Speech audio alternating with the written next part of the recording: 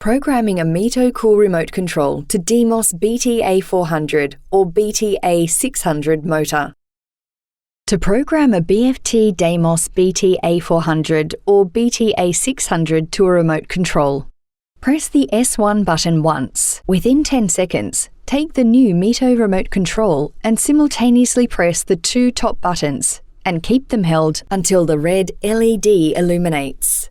Press the desired button that you would like programmed to the motor. The S3 light on the circuit board will flicker for a few seconds.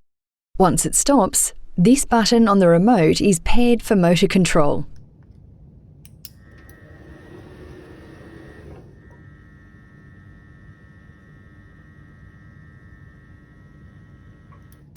Pressing the same button again will close the gate.